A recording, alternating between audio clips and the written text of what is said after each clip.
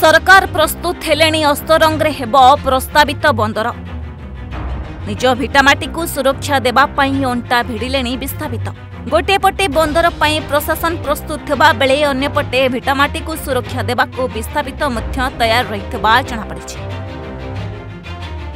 दर्शक बंधु पुरी जिला अस्तरंग अंचल में बंदर हेब जहाँकि स्पष्ट क्रमश हेबार लागिछि। प्रस्तावित अस्तरंग बंदर लागि आवश्यक जमी अतिक्रमण पई आईनगत प्रतिबंधक जोगु बहु कोटी टंकार प्रकल्प आगे पारु नथिला। अन्यपटे निज भिटामाटी को सुरक्षा देवा पई विस्थापित हेबाकु थिबा ग्रामवासी विरोध करिबा पई मेली बांधिछन्ति।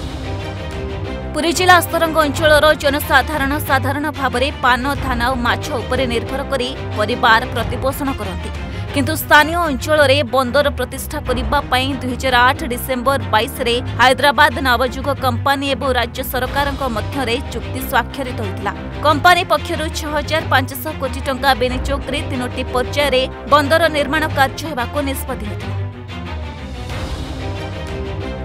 प्रस्तावित बंदर पई कंपानी राज्य सरकार 5064.965 एकर जमी अधिग्रहण करिवे। राज्य में प्रस्तावित 19टी नूतन बंदर मध्यरु पारादीप धामरा गोपालपुर परे अस्तरंग हेब चतुर्थ बंदर। प्राथमिक स्तर में यार क्षमता वार्षिक 25 न्यूटन टन रहिबा और तृतीय पर्याय कार्य शेष बेलकु बंदर क्षमता 70 न्यूटन टन रहिबाकु कंपानी पक्षरु लक्ष्य धार्य करा जायछि। अस्तरंग देवी नदी मुहाण दक्षिण को बंदर निर्माण निमंते स्थान चिन्हट होइछि। अन्यपटे स्थानीय अंचलवासी निज भिटामाटी को न छाड़िबाकु अड़ी बसिछन्ति, कारण स्थानीय अंचलर लोके साधारण भाव में धान पान और माछरु रोजगार करी परिवार प्रतिपोषण करुछन्ति। मसेरु एमिति सुनी आसु केंद्र सरकार राज्य सरकार भितर कोन बुझाबणा होइतला से कथा त आमे कहि परिउनु। आमे सेबेटु सुनी आसु कि बंदर हबो बोली विस्थापित हेबे लोक इटु आमे किंतु कस्मिन काले आमे भिटामाटी जन्ममाटी की छाड़ी परिउ नै। आमे ये समुद्र को गले बर्तमान माछ कंकड़ा बर्तमान एपटू गले नदी पटू गले माछ भल मंद धरिकी चलुचे माछ मीन धान पान सबुतु आम लोक ये चलप्रचल होती। आम ये जीव जन्महाटी छाड़ी कौटी जीव आज्ञा कंपानी जो कहते केते टंका से आमको देपारे से आमर गोटे पिला कि आमर गोटे परिश्रम को अध घंटार परिश्रम पैसा भी दे पारे। आम बोपाद आमर यही मटी पड़ी अच्छु ये खटुचु ये खाऊँ आमर नई भल दरिया समुद्र भल आम चाष जमी भल आम माटी भल माँ माटी आमर भल तो आम भल तेणु जिते बाधा विघ्न आसिले भी सुधा जीवन पथ चलीज हेले आम भिटामाटी के छाड़बुनु कि छाड़ीनु यहाँ हूँ आम संकल्पबद्ध। 13 तारिख कौन शुणाणी करेंगे कहते शुणाणी पाखे रमर किसी फरक पड़ोनी जेहेतु आम एकताबद्ध होकर रही। ए प्रस्तावित बंदर पई राज्य प्रदूषण नियंत्रण बोर्ड पक्षरु प्रस्तावित प्रकल्प उपरे लिखित बा मौखिक मतामत ग्रहण करिबा पई सेप्टेम्बर 13 रे अस्तरंग ब्लॉक पड़िया रे सर्वसाधारण शुणाणी कार्यक्रम हेबो बोली जणा पड़िछि। किंतु निज भिटामाटी को सुरक्षा देवा सहित भिटामाटी को न छाड़िबा को स्थानीय अंचलवासी कहथुबा बेले परिवेशविद उद्वेग प्रकाश करि कहछन्ति अस्तरंग हेउछि प्राकृतिक परिवेश रे परिपूर्ण अंचल।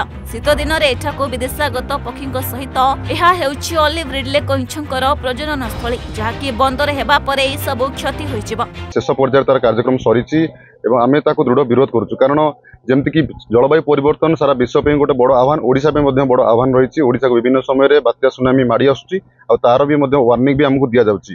तेणु जदि आम बंदर पे आगु को जाऊे दुईटी जिनस आम नजर में अच्छी कि देशर विकास हम राज्यर विकास हम लोक मान विकास हम किंतु ताकू आम ग्रहण कर राज्य सरकार ओडिशा रे पारादीप धामेरा गोपालपुर पर अस्तरंग चतुर्थ बंदर करने स्थिर करथिया बेले किंतु भिटामाटी को सुरक्षा देवाई भिटामाटी को न छाड़ियापाई स्थानीय अंचलवासी दाबी करुछंती। अन्यपटे जो अस्तरंग अंचलर छुरियाना पंचायत पाटलदा झाड़लिंग और अस्तरंगर सल्ट सोसाइटी एरिया सहित जड़े प्रभावशाली व्यक्तिंकर किछि घेरी बजा जाउची किंतु जहाँ देखा मिली भिटामाटी को सुरक्षा देवा सहित भिटामाटी को बंचेबा पाई छुरियाना पंचायत अनेक लोक दाबी करुथिया बेले सेपटे प्रस्तावित बंदर करिया पाई सरकार मध्य प्रस्तुत होउछंती। आगामी 13 तारिख रे जो बंदर पाई जनशुणाणी अच्छी से किपरि भाव में लोक मान को बुझाउछंती ना स्थानीय अंचलवासी भिटामाटी को न छाड़िया पाई कौन प्रयास करुछंती ताही अपेक्षा। पुरी अस्तरंगरु प्रकाश कुमार बेहरा, ओडिशा भास्कर।